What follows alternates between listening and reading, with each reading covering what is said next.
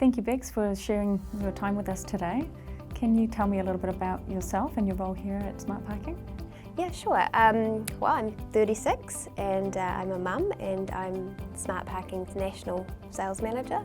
So I spend my time going up and down the country and visiting our clients and new ones and any potentials and everything like that.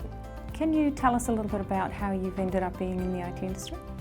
Well, I think I've ended up sort of falling into it. Gradually, as the parking industry has changed from being sort of mechanical and clunky, it's evolved into IT. So everything that we're dealing with now is based around technology that's real-time data, smart.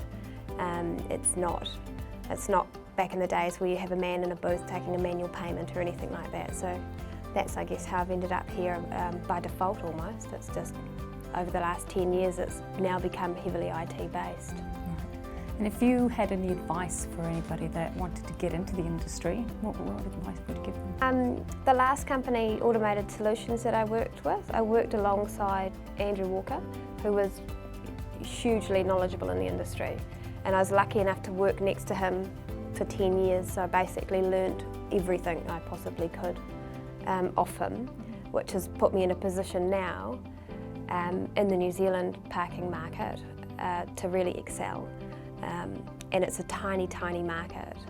So I'm excited about that. So if anybody is looking to do something, is to make sure that they align themselves with someone that has a huge amount of knowledge in their field and act like a sponge and try and absorb it all.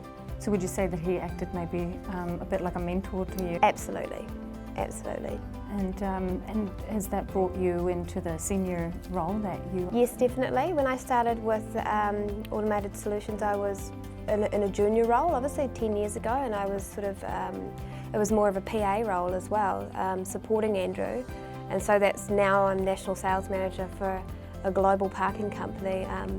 You know, I couldn't really thank him enough, so it's been fantastic.